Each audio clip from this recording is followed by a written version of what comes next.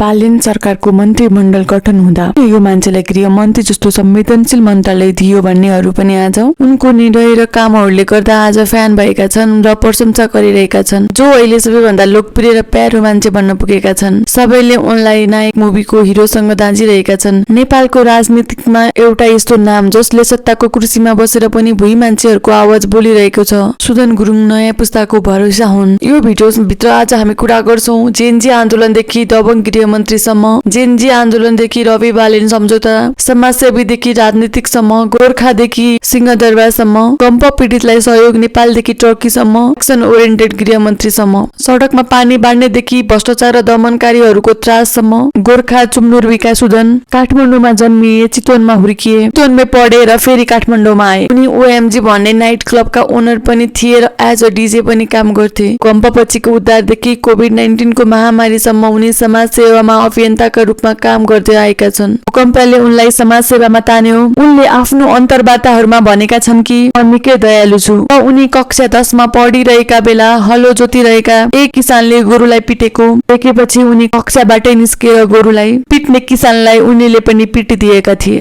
हजुर हजुर हो, त्यो मेरो स्कुलको टाइममा हो। त्यो म एसएलसी को टाइममा ठ्याक्क पढ्दै थिएँ। मेरो ठ्याक्क त्यो झ्यालमा चाहिँ हजुरको खेत थियो क्या। अनि त्यतिखेर तपाईँको हरिले चाहिँ तपाईँको त्यो भैँसी हो कि गोरु पिटिरहेको थियो।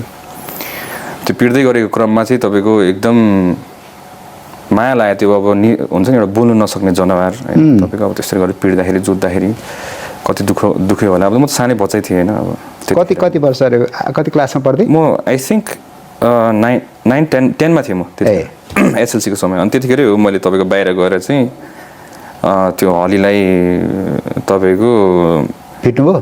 चिरपटले हान्दै थिएँ मैले तपाईँको चिरपटले हाने। ल 2072 सालको भूकम्पले सुदनलाई समाज सेवामा समर्पित गरिदियो। पहिले ठमेलमा क्लब सञ्चालन गरेर बसिरहेका सुदन भूकम्पपछि राहत र उद्धारमा सक्रिय भए। एउटा हस्पिटलमा हामीले नियरली तपाईँको 80-90 जना राखेछौँ। सफा गर्ने टिम एकजना राख्दैछौँ, हस्पिटलको वरिपरि सफा गर्ने टिम अर्को राख्दैछौँ, वार्ड अनुसारमा क्लिन गर्ने टिम अर्को राख्दैछौँ। इमर्जेन्सीमा बाहिर बोकिहाल्नु पर्दाखेरि हामीले 6 जना टिम 8 जना टिम यहाँ राख्दैछौँ, भित्र राख्दैछौँ। सबै ठाउँमा हामीले टिमै टिम राख्दैछौँ। कहीँबाट टिम अहिले हामीले I2V टिम भनेर बनाएको छौँ।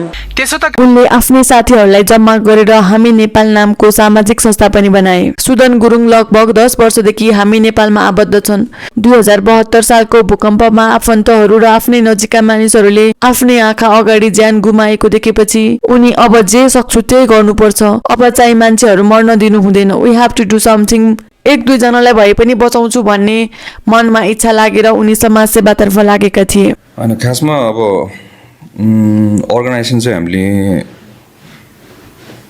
2015 मै खोलेको खासमा भन्नै पर्दैन, रेजिस्टर नगरेको। किनभने अब हाम्रो त खासमा त प्लेटफर्म दिने मात्र विचार थियो नि त हाम्रो त। अब त्यो अर्गनाइजेसनै खोल्नुपर्छ भने हामीले अहिले पनि I don't think that we are running an organization. We are just running a platform के खासमा चाहिँ। तर यो अर्गनाइजेसन त बाध्यताले मात्र हो हामीले। अब त्यो किनभने फन्डहरूको ट्रान्सपेरेन्सीहरू देखाउनुपर्छ धेरै कुराहरूले गरेर। अनि त्यो 2015 मा हो। अनि त्यसपछि हामीले प्लेटफर्म मात्र बनाउने भनेर सोचिरहेको थियौँ। तर अब आफ्टर इनफ इज इनफ त्यसपछि आयो। अनि आइसकेपछि चाहिँ ल होइन यार अब चाहिँ मान्छे मर्न दिनु हुँदैन, we have to do something. I didn't even think that we have to do something. It just came to me that I cannot let anyone die anymore. I don't know what I'll do, I know, but I'll somehow manage to save एकजना भए पनि 2 जना भए पनि त्यस्तो दिमागमा थियो क्या म त। अनि त्यही सिलसिलामै खासमा स्टार्ट भएको। विभिन्न संस्थाहरूबाट डोनेसन ल्याउँथे, समाज सेवामा खटिन्थे। जेनजी आन्दोलनको कसैले नेतृत्व लिनै पर्ने थियो र त्यो सुदनले लिए। उनको भूमिकालाई लिएर सुदन गुरुङले जेनजी आन्दोलनलाई हाइज्याक गर्यो भनेर आलोचना समेत कतिपयले गरेका थिए। तर सुदन ती आलोचनाका पछि लागेनन्। तत्कालीन प्रधानमन्त्री सुशीला कार्कीलाई सहयोग गरिरहे। सुशीला कार्कीले त उनलाई जेठो छोराकै नाम दिइन्। सुशीला कार्कीको गतिप्रति पनि उनी सन्तुष्ट थिएनन्। आक्रमिक रूपमा प्रस्तुत हुन कार्की र अर्याललाई दबाब दिइरहन्थे। सुशीला सरकारमाथि उनको गुनासो त थियो नै, आउँदै गरेको चुनावमा परिवर्तन चाहनेहरूको अवस्था कमजोर हुन्छ उत्तिकै चिन्ता पनि उनमा थियो। त्यसैले रवि र बालेनलाई एक ठाउँमा ल्याउने पहलमा उनी पनि सामेल भए। यतिसम्म कि रवि र बालेन बीच ललितपुरको घरमा वार्ता भइरहँदा सहमतिका लागि दबाब दिन उनले घरको गेटमा चाबी समाएर बसे। रवि र बालेन बीच सहमति भयो। सुदनले कुलमान घिसिङलाई पनि रवि र बालेनसँग मिलाउन प्रयास गरेका थिए। समानुपातिक उम्मेद्वारको बन्द सूची बुझाउने अघिल्लो दिन सुदन आफैले कुलमानलाई रवि र बालेन सम्म पुर्याए। त्यति बेला सहमति पनि भयो। पछि कुलमान आफै बाहिरिए। प्रत्यक्षतर्फ उम्मेद्वार दिनुभन्दा 2 दिन अघि मात्रै सुदन औपचारिक रूपमा रासोपामा प्रवेश गरेर राजनीतिमा लागेका हुन्। रासोपाबाटै गोर्खा क्षेत्र नम्बर 1 मा टिकट लिएर र चुनाव लडे। उनी बाहिरबाट हेर्दा कठोर तर भित्रबाट दयालु। उनी जेनजी आन्दोलनमा पनि घाइतेको उपचारमा सक्रिय भए। उनलाई घुमाएर बोल्न आउँदैन, जे देख्यो त्यही बोल्छन्। उनको बोली सुन्नेहरू कतिपयले यो कति कठोर रहेछ पनि भनेर भन्ने गर्छन्, तर उनी कति दयालु छन् र समस्यालाई कति सजिलै बुझ्छन् भन्ने कुरा चैत्र 16 गते प्रहरी प्रधान कार्यालयमा आयोजित प्रहरीका दुःख सुनाउँदा आइजिपी दान बहादुर कार्की भक्कानिए। त्यसले गृहमन्त्री सुदनको मन छोयो त बसिरहेको ठाउँबाट उठेर समर्थनमा ताली बजाए र समस्यालाई सम्बोधन गर्ने प्रतिबद्धता व्यक्त गरिहालेका छन्। यो खास गरिकन निलो भन्दा पनि यो कालै भन्छु। यो कालो वर्दी चाहिँ यो त्यो धान गोदामको पाले ले लाउने भन्दा अलि राम्रो होस् भन्ने कुरा हो।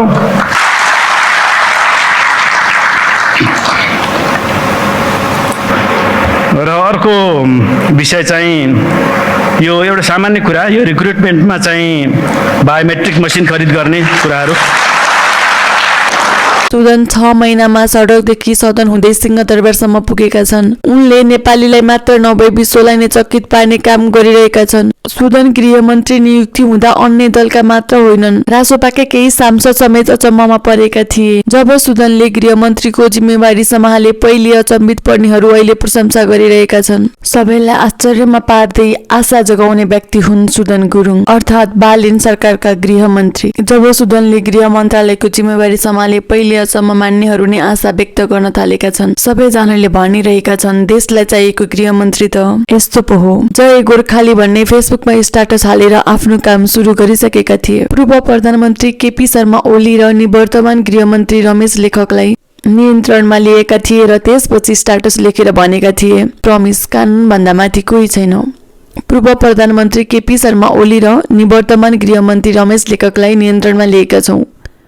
यो कसैप्रतिको प्रतिशोध होइन, केवल न्यायको सुरुवात हो। मलाई विश्वास छ अब देशले नयाँ दिशा लिनेछ। उनको स्ट्याटस फेसबुकमा आउँदै गर्दा प्रहरीले पूर्व प्रधानमन्त्री केपी शर्मा ओली र निवर्तमान गृहमन्त्री रमेश लेखकलाई पक्राउ गरिसकेको थियो। गृहमन्त्री भएको 24 घण्टा नपुग्दै भोलिपल्ट जेनजी आन्दोलन दमन गर्ने सरकारको नेतृत्व र गृहमन्त्रीलाई पक्राउ गरे। बालेन सरकार यति छिटो एक्सनमा जाला भनेर स्वयं ओली र लेखकले सोचेका पनि थिएनन्। अरूले सोच्न पनि नभ्याउँदै सुदनले काम नै गरिसकेका थिए। जेनजी आन्दोलनमा भएको दमन तथा क्षतिको छानबिन गर्नको लागि गठित गौरी बहादुर कार्की नेतृत्वको आयोगले बुझाएको प्रतिवेदन कार्यान्वयनको सुरुवात ओली र लेखकलाई पक्राउबाट सुरु गरिएको थियो। बालेन सरकार बनेकै दिन मन्त्री परिषदले प्रतिवेदन कार्यान्वयन गर्ने निर्णय गर्यो। सुदन गुरुङले कार्यान्वयन गर्न थालिहाले। कार्यान्वयन ढिलो गर्ने तथा नगर्ने नेपालको दीर्घकालीन रोग नै बनिसकेको थियो। यो रोगको निदान पनि सुदनले गरिदिएका छन्।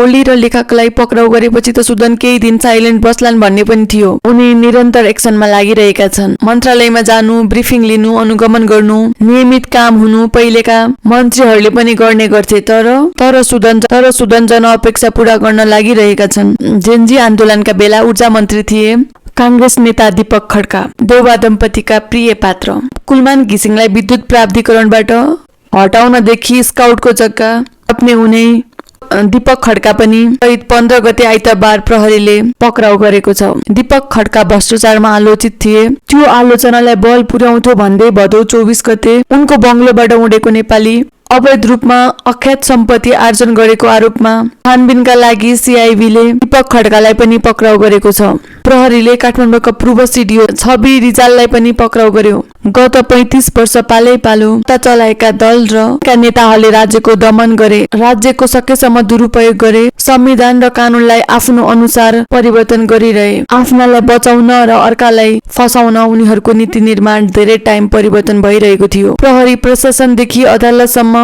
प्रभाव र हैकम जमाइरहेका थिए। कसैले उनीहरूको विरोध गरेमा विरोधीलाई राजनीतिक प्रतिशोध साधेर मुद्दा चलाए, जेलमा पठाए। रासोपा सरकारले सुरुबाटै आम जनताको आशा पूरा। जब गृहमन्त्री सुदन एक्सनमा उत्रिए, कतिपयले उनलाई नायक मुभीको हिरोसँग पनि तुलना गरेका छन्। कतिपयले अब के हुन्छ मेसो पाउनै नसकिने अवस्था आउन जनताको प्रतिनिधिले जनभावना बुझ्नुपर्छ। यसमा दुई मत नै रहेन। उनीहरूले समस्याको पहिचान गर्न सक्नुपर्छ र समाधान पनि निकाल्नुपर्छ।